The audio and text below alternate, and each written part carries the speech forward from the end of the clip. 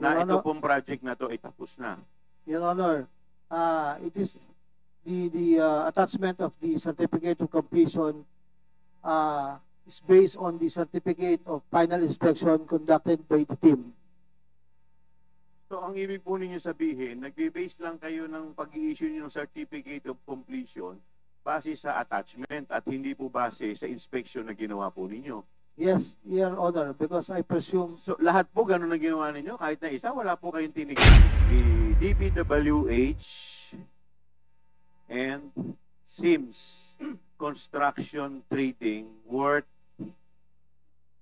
magkano ba ito? 55 million. 55 million 730. At yung po sa baba, meron po nakapirma dito in the name of Henry Alcantara. Sino po itong Henry Alcantara na nakapirma po dito? Opo, Your Honor. Okay. Pirma po ba ninyo ito? Would you confirm that this is your signature? I think yes, Your Honor. Okay. So, nung time na, ito yung pinakita po natin kanina, ito po ba yung project na, yung kung saan galit na galit si Presidente, at kayo rin mismo galit na galit, sabi ninyo. Yes, Your Honor. Okay. So, ito po yung kontrata nun. Tama po ba? Yes, Your Honor. Ito po yung Sims Construction Trading. So, ito po yung OR kung saan nabayaran yung Sims Trading in the amount of magkano to? Initially 50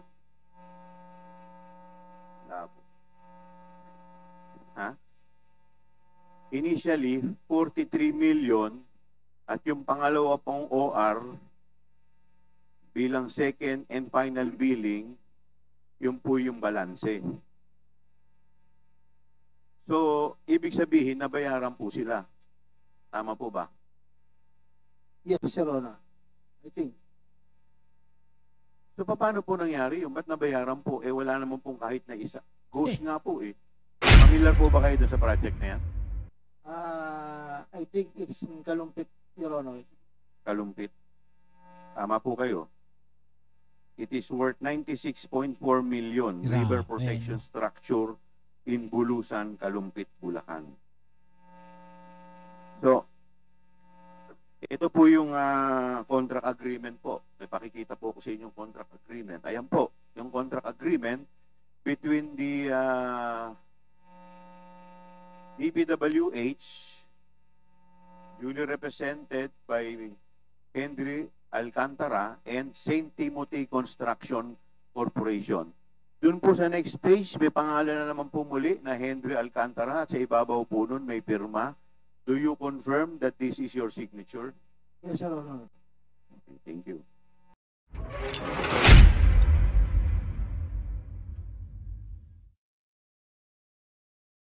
Hey, what's up? Welcome back dito sa ating channel dito sa Bobs TV. Alright, so tayo nagbabalik muli mga babayan at eto na nga, no? Breaking news to mga babayan. Dahil eto pong si Engineer Alcantara, mga babayan, ay umamin na po, no? Inako po niya, mga babayan, etong mga naging ghost project po, no? Diyan po sa Bulacan. Nako po, malaking pasabog to mga babayan. Okay, so ito yung ating aalamin at pag-uusapan ngayon mula sa House of Representatives. Pero syempre, bago ang lahat, please don't forget to subscribe, like, share, comment dyan sa comment section. At syempre, shoutouts tayo sa mga followers natin dyan. Maraming salamat sa inyong suporta. Mga palagi po nandiyan dyan, shoutout sa inyo. Maraming salamat po. Okay, so wag na natin itong patagalin mga babayan dahil medyo mahaba itong video na to na ating papanoorin na kung saan, no? Ito nga pong nangyaring mga ghost project diyan sa Bulacan, no, meron na pong umamin, no? Ito nga pong isa sa mga engineer po nila ng mga kababayan ng DPWH. Okay, so ito na yan, ihahatid natin sa inyo. Alright, let's go.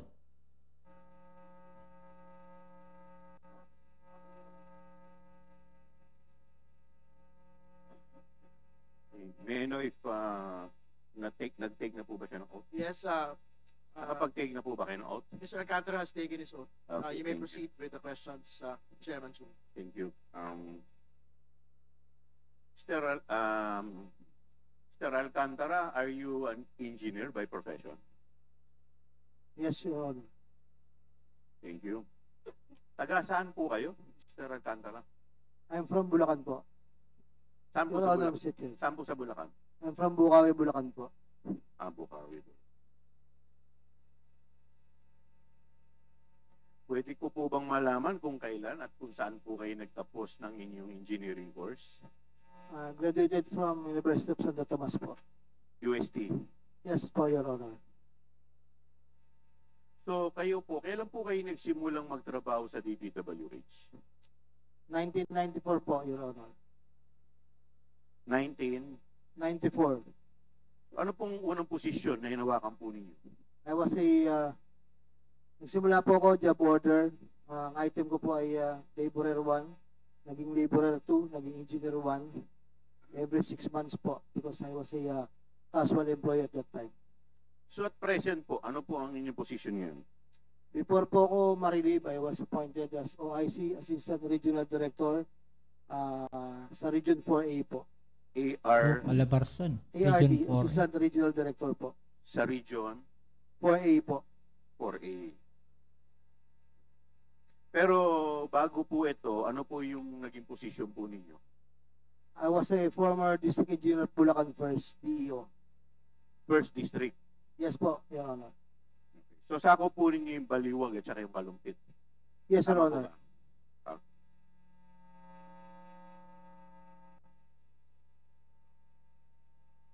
So bago bilang district engineer, ano po yung inyong scope of work? Ang scope of work po ay to manage and implement the projects po. Manage po. More on management, sir. So kasama po ba dito yung pagpaplano? Yes, sir. But there's sections involved in the planning po. Okay. So hanggang sa pagre-release po ng pondo, tama po ba? Up to the payment. Yes, Your Honor. Up to the payment. Yes, Your Honor. Okay, thank you po. So nasa kapangyarihan po ninyo yung pagpaplano, pagbabudget, tsaka pagbabayad. Tama po ba? Yes, Your Honor. Okay, thank you po. So, Mr. Chair, pwede ko po bang ipakita dito yung, ito po, yung Department Order number 42, kung saan nakalagay po dito yung trabaho po ng District Engineer. Ayan po, nakalagay po dito na the District Engineer of the following District Engineering Office are authorized to approve plans, POW, and ano ba yung POW? Program of Works, Your Honor. Program of Works, and ABC. Ano po yung ABC? Approve budget for the contract. Ano po? Approve budget for the contract. Approve body, Budget. approve budget of the contract, as well as procure and implement project costing 100 million pesos. Now, ito pong 100 million pesos, di po ba tinaas na po ito? Yes, Your Honor. It's So magkakano na po ang threshold na hawak po ninyo? 150 million po. Yes, sir. So 150. So meaning to say, lahat ng project na worth 150 million pababa, kayo po ang nagre-release ng pondo. Tama po ba yan? Hindi po kami ang nag-release, Your Honor. Ay, nagbabayad po sa project kami Kayo po. po yung nagbabayad. Tama Yes, po? Your Honor. Alright. Sige, tama po. Okay. So, siyempre po, habang ito pong project ay ginagawa, kasama po sa trabaho ninyo, ang inspeksyonin yung nasabing proyekto. Tama po ba? Your Honor, somehow, nag-inspect po ako ng project. Somehow. Ganito po, if I may allow to explain, Yes, please. Your Honor. Pakipaliwanag po sa amin. Meron po kasing project in charge. Meron po tayong project engineer in charge of the implementation of the project. Meron po tayong section implementing the projects. They are the sections implementing all the projects, Your Honor. Pero lahat ng project dapat tinitingnan mo rin kahit paano. Tama Yes, po ba? Your Honor. Okay, thank you. So, sa dulo, Siyempre, bago tayo bitaw ng bayad or payment, siyempre, meron po dyan tinatawag na final inspection. Tama po ba? Yes, Your Honor. Okay. So, ginagawa mo rin po ba itong final inspection bago ka magbayad? There is a team that's assigned to be the inspectorate team. They are the one who will inspect the project po, composed of the different section chiefs, and as head of the inspectorate team is the assistant district engineer, Your Honor. Okay. Engineer, may pakikita po ko sa inyo, Department Order Number 99. Ito po, dito po nakalagay po dito, the certificate of completion shall be issued by the District of Engineer in the case of project implemented by the district office. So, sino po nag-i-issue ng certificate of completion? Kayo po? Yes, Your Honor. Okay. So, bakit po kayo mag-i-issue ng certificate of completion kung hindi po ninyo in-inspection ito? Na Your ito Honor, pong project na to ay tapos na. Your Honor, it is the attachment of the certificate of completion is based on the certificate of final inspection conducted by the team. So, ang ibig po ninyo sabihin, nagbe-base lang kayo ng pag-i-issue ng certificate of completion base sa attachment at hindi po base sa inspection na ginawa po ninyo. Yes, Your Honor, because I presume So, lahat po ganun na ginawa ninyo? Kahit na isa, wala po kayong tinignan? meron naman, Your Honor. Meron naman. Yes, Your Honor.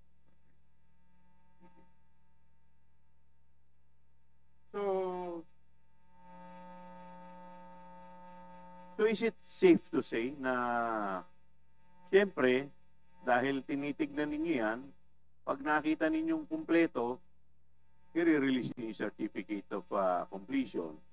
Pag may nakita naman po kayong defect, hindi muna ninyo i-release yung certificate of completion at patatawag ninyo yung contractor para remedyohan to at ayusin. Tama po ba? Your Honor, the process po I just want to explain po, Your Honor. Meron po kaming team na nagva-validate doon po sa mga defects po na bago po inspeksyonin ng final inspection team, sila muna po ang magbabalidate po ng mga defects if ever meron po. So hindi po ninyo tinitignan lahat. Hindi, Your Honor, hindi po.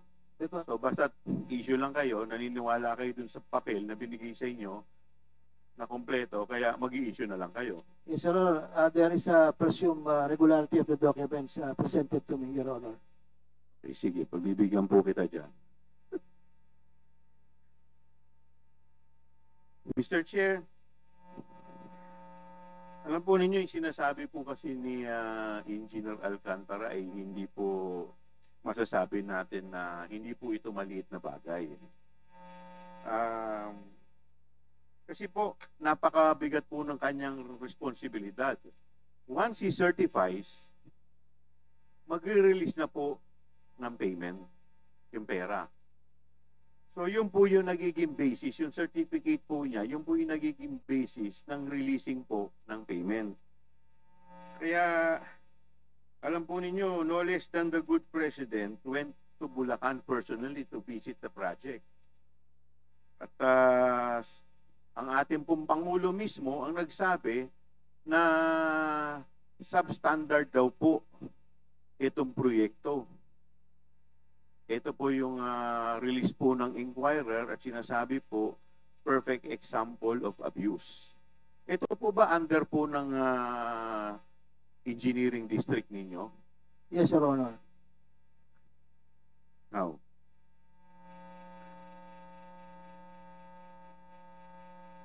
so, nare-recognize po niyo itong proyektong to na binabanggit ng ating Pangulo. Hindi ko po masyadong matandaan, Your Honor. Hindi mo na masyadong matandaan. Okay. May papakita po ko sa inyong kontrata, Mr. Chair. Mr. Chair, next slide please. Meron po ditong kontrata, contract agreement between DPWH Bulacan 1st District Engineering Office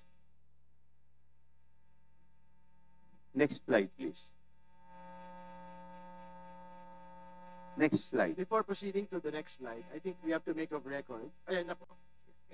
Ito po. Pakinggan po muna natin itong video ng ating presidente. Wala, talaga 220 meters, 55 billion, completed ang record ng Public Works. Walang ginawa, kahit isang araw hindi nagtrabaho, wala kang makita, puntahan ninyo, wala kayong makita kahit na ano. Tuloy-tuloy ang pagbaha doon sa kabila. So, yes. If all of these projects were properly executed and implemented, ang laki nang nawala na problema sana sa atin at sa mga taong bayan, at saka mas magiging maayos hanggang irrigation, hanggang water supply, fresh water supply for household. Pero ito yung ginagawa nila, talagang nakakapinsala pa sa mga local residents. So yes, it's no, I'm not disappointed, I'm angry. Ano pong comment po ninyo dyan, Engineer? Yes, tama naman po ang Pangulo. It's really disappointing. At ako rin po mismo, bilang district engineer, I was really surprised by the findings of the President because if I may explain to you. Kapatid po kayo, nagalit din. Yes, sir. Paano pong galit? Galit na galit din kayo? Yes, sir. There was instances after I think that is August 7, 5 p.m. Pinatawag ko po yung mga dating kasamahan ko. And I asked the district engineer at the time, who is my former assistant district engineer, and the section chief implementing the project. Sabi ko, why it happens? Because all your signatures is attached on the documents. So hindi po kayo yung nag-implement nun? Hindi po kayo yung district engineer at that time? Actually, sir, kalahatian lang po ang inabutan ko ng final payment. Hindi po ako nag-final payment po. Okay, sige. May pakikita po ko sa inyo, isa pong yung contract agreement po. Ito po. Between the DPWH and Sims Construction Trading worth, magkano ba ito? 55 million. 55 million, ito yun. 730. At yung po sa baba, mayroon po nakapirma dito in the name of Henry Alcantara. Sino po itong Henry Alcantara na nakapirma po dito? Opo, Your Honor. Okay. Pirma po ba ninyo ito? Would you confirm that this is your signature? I think yes, Your Honor. Okay. So, nung time na, ito yung pinakita po natin kanina, ito po ba yung project na, yung kung saan galit na galit si Presidente, at kayo rin mismo galit na galit, sabi ninyo. Yes, Your Honor. Okay. So, ito po yung kontrata nun. Tama po ba? Yes, Your Honor. Alright. Thank you. Sabi po ninyo, hindi po ninyo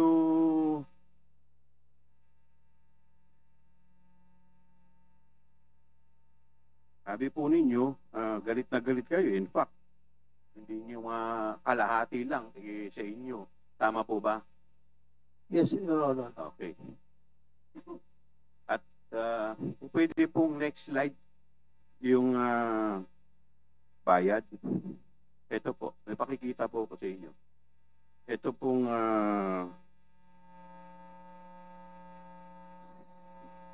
ito po yung Sims Construction Trading.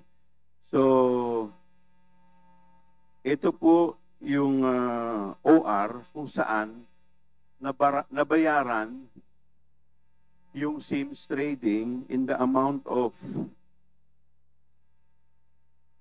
magkano to? Initially 50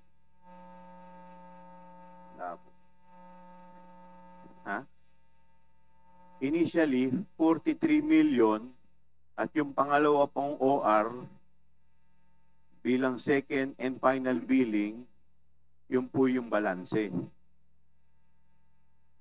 So, ibig sabihin, nabayaran po sila. Tama po ba? Yes, Your Honor. I think. So, paano po nangyari yung ba't nabayaran po? Eh, wala naman pong kahit na isa. Ghost nga po eh. Just want to explain, sir, that there was a certification signed by the project engineer and the implementing section chief. Sige, sino po? Certification. There is a documents that's the basis of the accomplishment in the public works, and that is statement of work accomplished, signed by the project engineer and the implementing section po. Pero hindi po ba dapat tinitingnan nyo muna? Your Honor, as I told you, napakarami pong papel na dumadaan po sa akin everyday at napakarami pong ginagawa. Sabi ko nga po sa inyo, ako naman po yung nag-i-inspeksyon. Natapat po siguro itong mga project. We have, I think, 500 plus projects this 2025. The previous year is around 480 projects. Sige po. All in all, not only plant controls but roads and buildings po, Your Honor. Sige po. Meron pa po isang proyekto na ipakikita po sa inyo. Next slide please. Ito po yung Bulusan Kalumpit. Na ang metro, hindi ginawa. Hindi linagay tapos nasira. Basta't wala na talagang linagay. Pero pag titignan nyo yung report namin, ay dapat completed na ito. Nakalagay ito na inspeksyon na, completed na, walang problema.